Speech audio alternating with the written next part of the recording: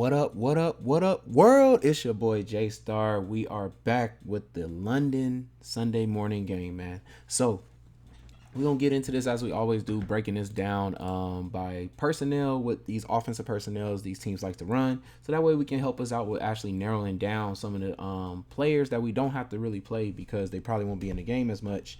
Especially when it comes to picking these captain plays. So far it looks like both of these teams play a 12 personnel. So it's a double tight end set, one back, and of course two wide receivers.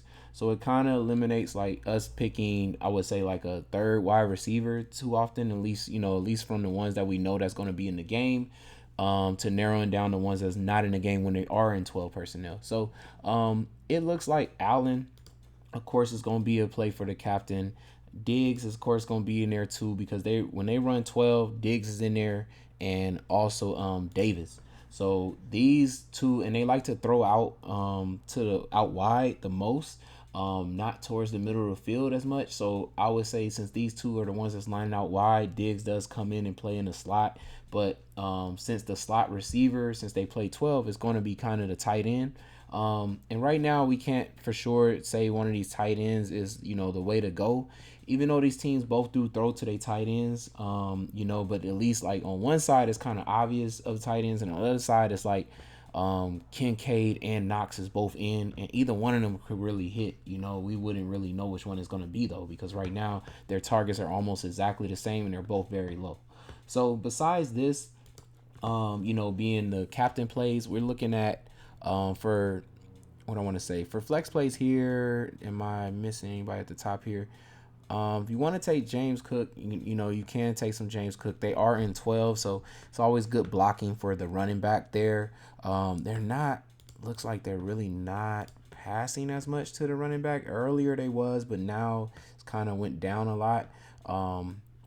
But they are at least using the running back a little bit more than what I feel like they was in the past. So I would say, you can definitely take some James Cook. Besides that, it's looking like Kincaid and Knox definitely both going to be in play because, like I said, they run a lot of 12 and they are throwing to the tight ends. So for definitely flex plays, we got them too. Also, Bass has been putting up really good points. So I would definitely say, he's going to be in play here. Defense has been played strong, I would say, at least two of the games, and last game wasn't even bad either. And I know Jags have been giving up pretty decent points to defense, so I would say they could be in play there. The only thing, losing Tre'Davious White is going to hurt them a lot, I feel like, in this game too, especially because it looks like Zay Jones might be coming back. So Jacksonville will be trying to attack that weakness there with them having a backup cornerback in now instead. But besides these plays here with Bass, after that, of course, we got Hardy and Shakir. It looks like leaning more towards Hardy. He's been in more, and it looks like also, just make sure, he's been also targeted more too as well. So I would definitely say Hardy. Besides that, I think that's about it from there.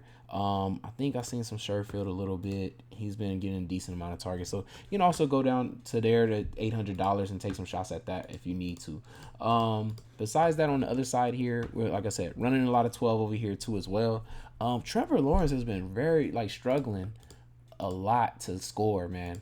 So it's going to make it hard for me to say that, he's a good captain play here.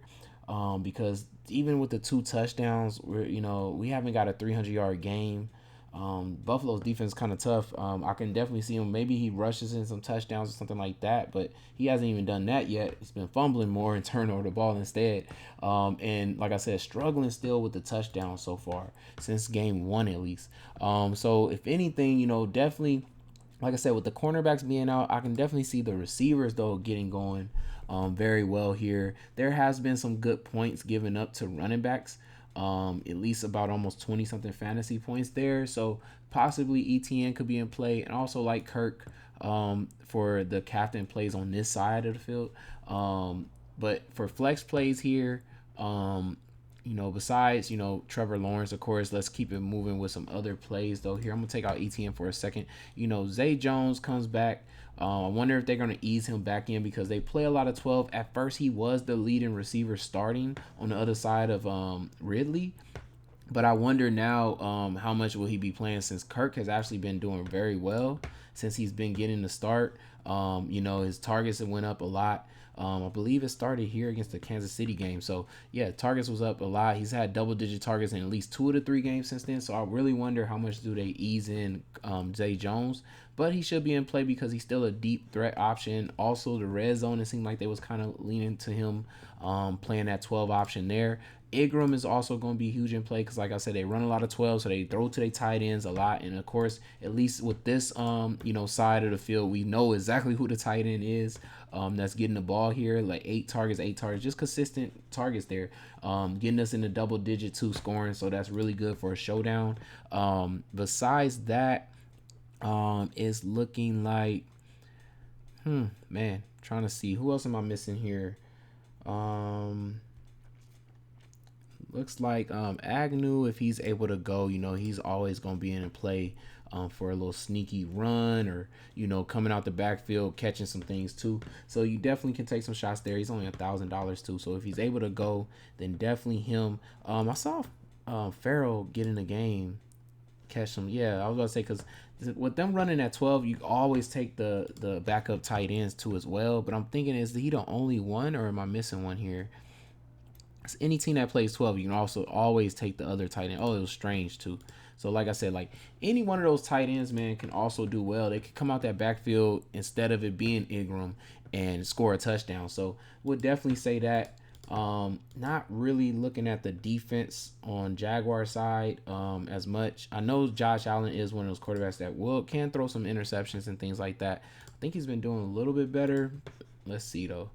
3 and then 1 and 0-0. Okay, so he's hit and miss right now with those interceptions. But if you want to take some shots at the Jacksonville defense, I guess you can. And let me see, where was the kicker at? What did I miss? Oh man, I thought he did pretty decent last week. Yeah, so you can also take some shots there too as well. Tossing in as a flex option with the kicker. So when I'm looking at though right here, man, thinking about this game here, where I want to go. So far to me, I'm thinking Diggs maybe has a hard time. Somehow Jacksonville lately, I've been paying attention to them a lot, is that they've been able to slow down number 1 receivers, giving them a hard time, even though Diggs usually performs well against a zone style defense. So it's not completely, out of the, topic of me picking him at captain here, but I'm kind of leaning towards Davis. Just thinking that this may be his big game instead. He's been doing well against zone style defenses lately and is one of the other receivers that they've been targeting. But his yards has been pretty good against there. So maybe if they do actually somehow find a way to take away Diggs in this game, then I can see them leaning towards Davis and him hitting instead. I really do think I'm gonna go with Ridley and Kirk, because I do think they both should be able to do well in this game. They're running 12 and they end up still using these 2 receivers the most.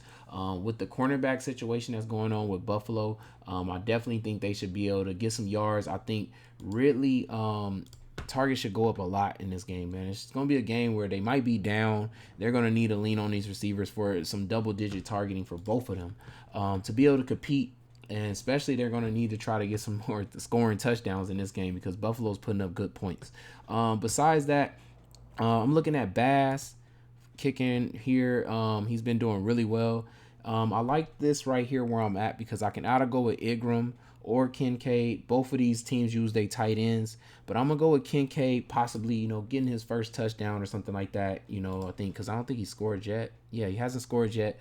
Possibly overseas is where it happens. The time we can't really take him on the full slate. He'll probably hit for a touchdown. So I think I'll go with that. And that would be the end of that lineup, man. That's how I think I'm finishing up with this one. Hopefully, we can win big with something like this right here with this lineup early in the morning. Starting off with a big win would be really good. It's your boy J Star. Good luck this weekend, y'all. I'm out, y'all. Peace.